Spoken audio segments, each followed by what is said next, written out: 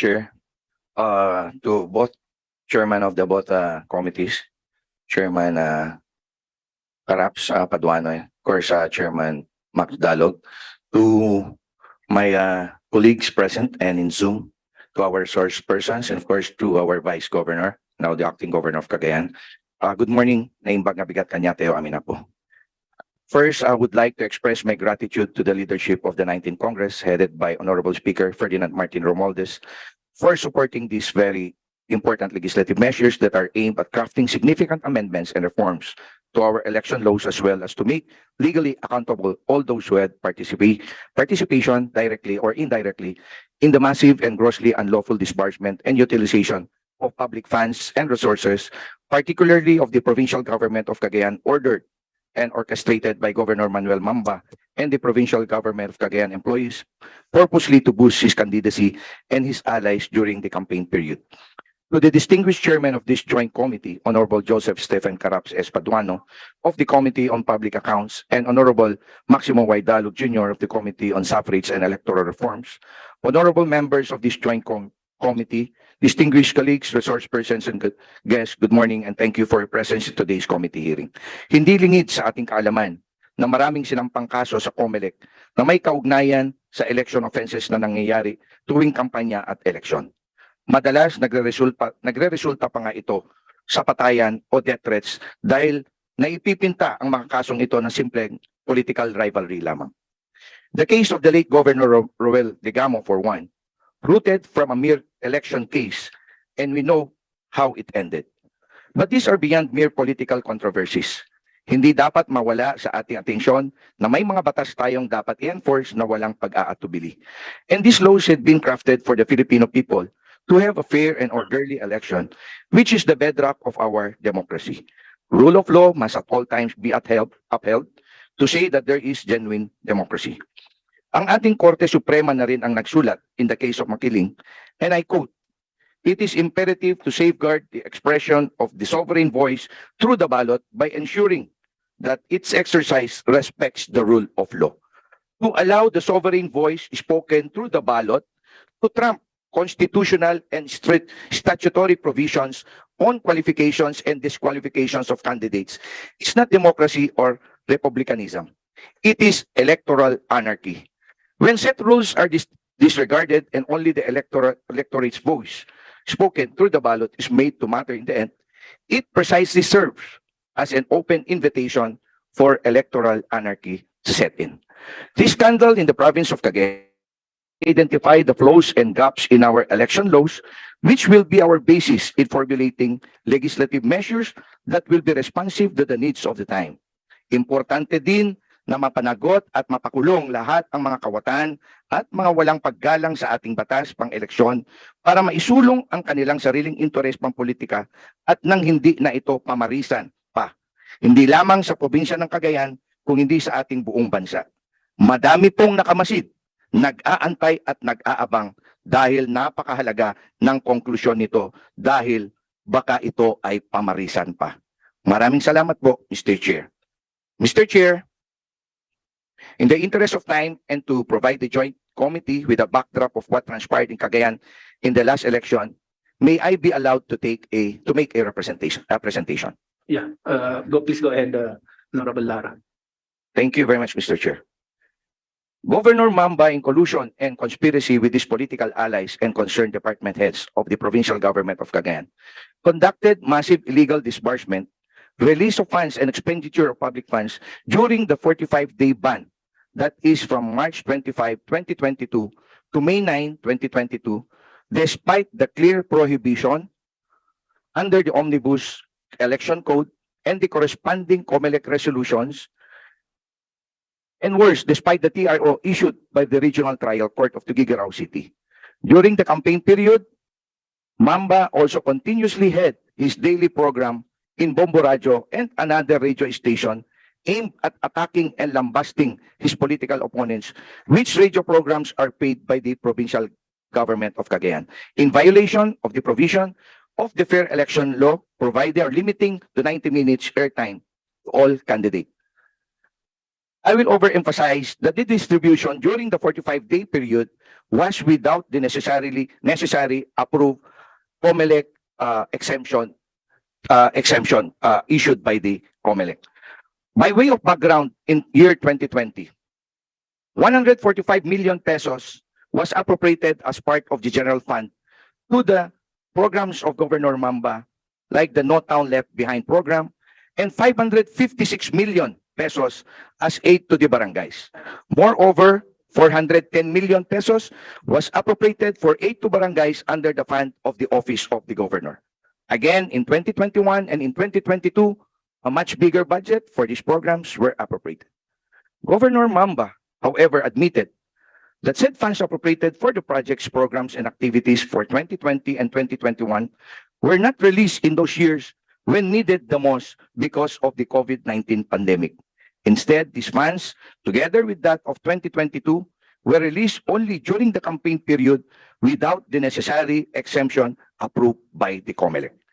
It was only during the campaign period when it was prohibited to do so that Governor Mamba ordered and orchestrated the disbursement of resources and funds of the provincial government of Cagayan through its various programs, projects, and activities, such as the No Barangay Left Behind and or No Town Left Behind, and o Plan Tulong sa Barangay. He distributed Philippine National Police patrol cars, rural health unit transport vehicles, and ultra-low freezer as part of the No Barangay Left Behind program. He also distributed scholarships, honoraria, and financial assistance in some municipalities of Cagayan under the No Town Left Behind during the campaign period. Let me show you two CPIO clippings, Mr. Chair, sa distribution po na nangyari. Ito po yung mga distribution during the campaign period na pinagbabawal na po during those times. Ito, dinocument po ito ng PNP, pero ito po, nakapost po ito sa CPIO, Cagayan Provincial Information Office website po nila. As held in Veles versus People. Yan, March 26. March 28, March 30, 31, April 3, April 5, April 7, April 9, April 11, 12. Tsaka lang po yan, nag-distribute ng freezer nung patapos na ang COVID, Mr. Chair, no? Panahon po ng prohibitive period ng election. As held in Veles versus People, the law imposes the prohibition against the release, disbursement, and expenditure of public funds to prevent public officials and employees from utilizing government resources to influence the voters in their choice of candidates for the forthcoming elections. It ensures that public funds and properties are insulated from political partisan activities and that government works shall not be used for electioneering purposes. It also seeks to prevent incumbent public officials from enjoying undue advantage of government resources over which they have easy and convenient access to bolster their campaign. It's very unfortunate that the answer of Mamba to all of this is more telling. The omnibus election law and related COMELEC resolutions do not cover and it's not applicable to the provincial government of Cagayan. Yan po yung answer niya. Submitted po yan sa COMELEC.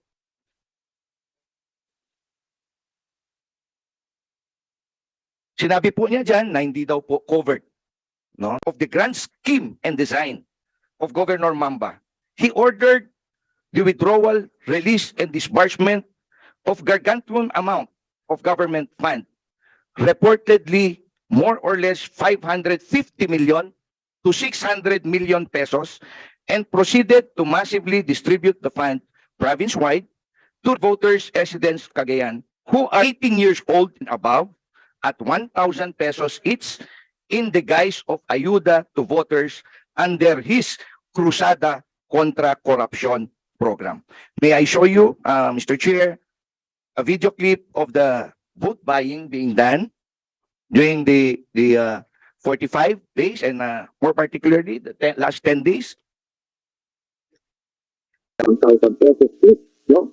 Sa lahat ng legal aid, no? 18 and above na resident and voter of our province, no? Lahat sila, nagkakita yung mga tao dyan sa baba. All of the a stimulus package na magbibigay ng 1,000 pesos each, no? Sa lahat ng legal aid, no? 18 and above na resident and voter of our province, no? Lahat sila, no, lahat, no, total may pipirmahan po naman kayo, no, we will start doing that, no, para lahat naman po ay kahit sa konti, no, magkaroon ng stimulus package, basta legal age na, 18 and above, no, para mabigyan natin resident and voter, ang mga ko, kasi may listahan tayo naman ganyan. So, yun po, mabibigyan, no, we will start, no, so, nyo po, kung kailan yung kayo, yung schedule, pagkakitaan kayo, kung kailan yung schedule nyo, para open po ito, no? Open sa lahat, no? Wala akong pipiliin ito, non-partisan po ito. No, kahit sino po ay pumunta, basta voter ka, 18 and above ka, resident ka ng isang place na pagkukunan mo. So, sa ating kapasap lang, yung tatlo. Lahat na lang, lahat ng eligible. Yes, o, lang po, ay 100 million lang. Para binanggay 2 million natin tayo sa ganito. Ang pakiusap ko lang palagi, huwag iboto yung mga binibili ng boto. So yun lang po, maraming salamat. April 27 po iyon. Ayuda po tayo, no, sa lahat ng legal age na residents ng Cagayan. No? Sa lahat po ng 18 and above, basta residente ka ng Cagayan, then po tayo ibigay na 1,000. No, sa lahat po, no, to burn up our economy, no, we will be starting already po ngayong araw na to, dito natin kaya sa sabay, pero lahat po yan, mabibigyan po kayo, no, hindi po. Lahat ng bayan, lahat ng mamayan of legal age.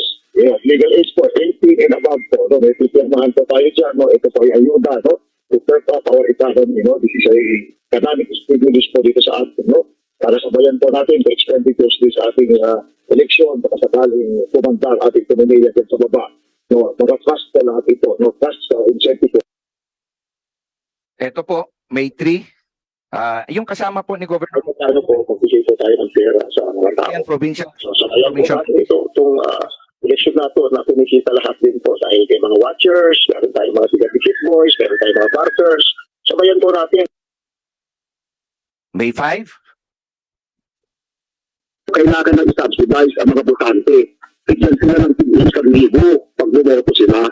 Siguro, it's now time to do that.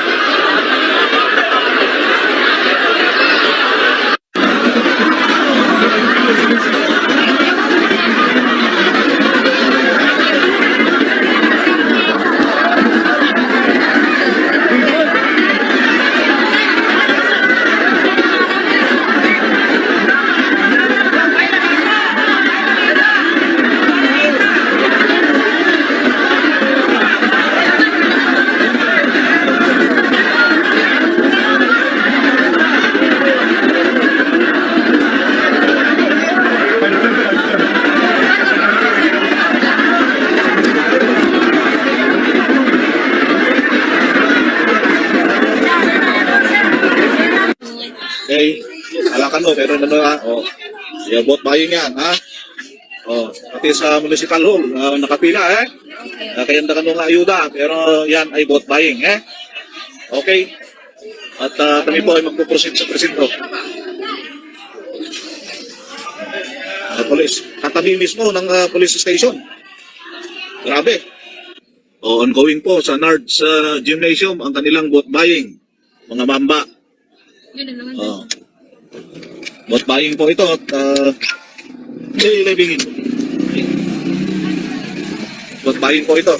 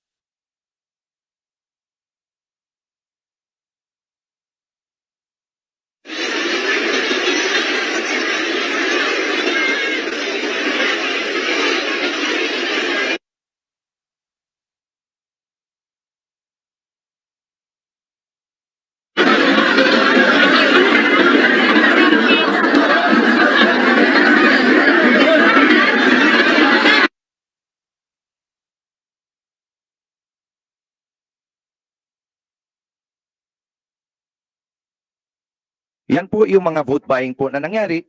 Hindi po pinagsawalang bahala ng mga Cagayanos ang mga ginawa ni Governor Mamba. Nagsampa tayo ng mga kaso laban sa kanya dahil sa patuloy na paggawa niya ng mga aksyong may tuturing na election offenses. And we obtained a temporary restraining order as shown here, Mr. Chair. ITRO po tayong nakuha.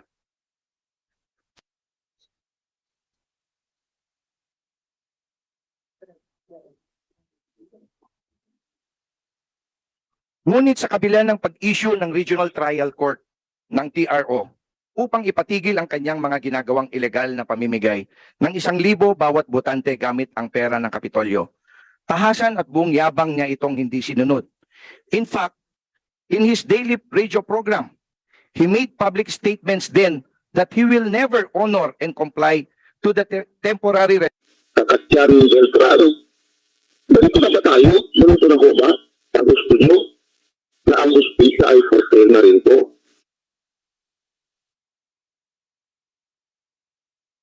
Yung judge dapat, istapin nyo yung allowance sir, kinukuha nyo sa akin every month. Yung mga judge business na yan. Hindi na lang na niya. Yan si Judge Aquino, saka si Judge Kakatyan. TTRO nila yung ganyan pondo, tapos yung kanila, hindi nila TTRO. Every month, kumukuha sila sa akin ng mga allowances nila. Meron pa sila mga electric bill, papabili pa sila ng mga kung ano-anong pagkailangan nila, pati mga staple nila, pati mga,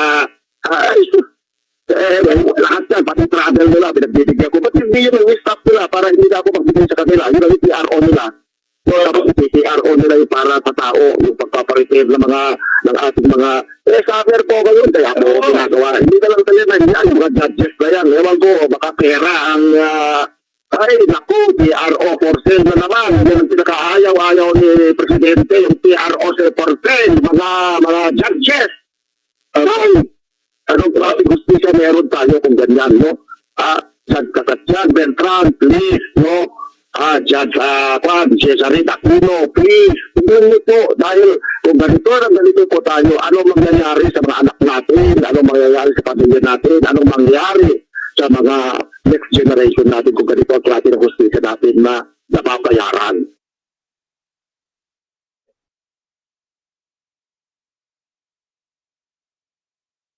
While we respect, Mr. Chair, our judicial system to address the matter, hindi makatarungan na hayang nakaupo pa rin ang mga huwad na politiko sa pwesto kahit nalantaran ng kanilang maduming taktika para sa kanilang pansariling pakinabang.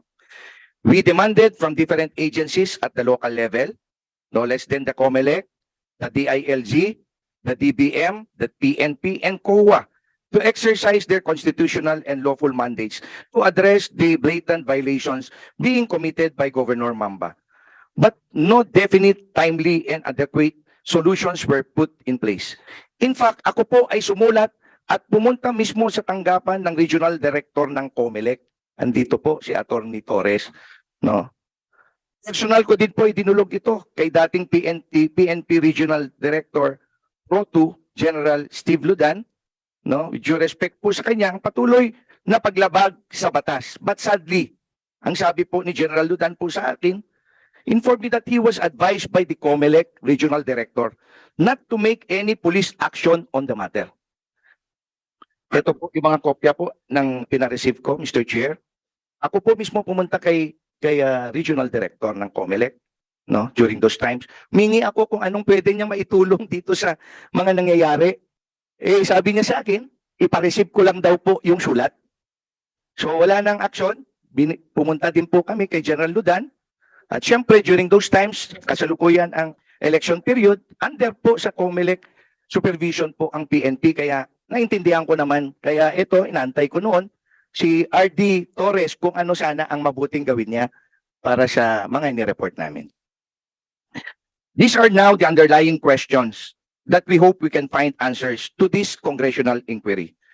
Is it true that our government institutions, especially the COMELEC and PNP, are so powerless to promptly act to this open and massive violation of election laws during the election period? Are our existing laws deficient or at the very least ambiguous that it in effect render our law enforcement institutions incapable to check these other violations even if the wrongdoers commit the same right at the law commit the same right at the law enforcers' faces. Without undermining the capacity of the judiciary, Mr. Chair, to resolve the legal issues attendant in these cases, I believe, Mr. Chair, that we as legislators have the moral obligation to investigate this matter so that no similar incident of this magnitude would happen again. I believe that our present election laws must conform with the needs of the time. What took place during the campaign period for the 2022 national and local elections in our province of Cagayan only shows that gaps in our election laws may be used to circumvent the essence of the very laws that protect our democracy. Mamba used all possible funds and resources of the provincial government of Cagayan, funds regardless of sources, employees, vehicles, facilities, equipment, and all. He used the Cagayan Provincial Information Office and the government paid airtime of Bombo Radio and other radio stations as campaign platform. For instance, episode of the program, Mamba History. The story of the service was live streamed in the Cagayan Provincial Information Office in its official Facebook page, which talks about the life of Governor Mamba. CPIO broadcasted the campaign rallies attended to by Mamba to the prejudice of his opponents. Ay gandang radio program of Governor Mamba with the chief ng PIO, Provincial Information Office, Rogie Sending, and an employee of the Cagayan Provincial, Munding Pancha, aired during the campaign period. We have demand from various concerned agencies to investigate cases of violation of election rules and rules, but it remained unacted upon. With all due respect to persons who were alluded to the statement made by Governor Mamba, ito po yung copy ng mga sulat namin sa COMELEC and PNP during those times. Pakita ko lang po, Mr. Chair. I wrote them on letters po.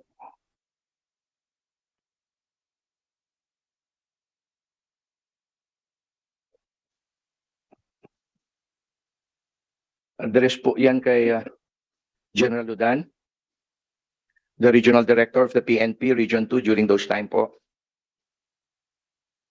Of course, I wrote a letter. Also, I served it directly to the Regional Director of COMELEC during those times, Mr. Chair. With all due respect to the persons who were alluded to the statement made by Governor Mamba a while ago, Mr. Chair, I respectfully move for an executive session, favor, Mr. Chair, so I can show you the exact statements Governor Mamba spoke in his radio programs against certain personalities.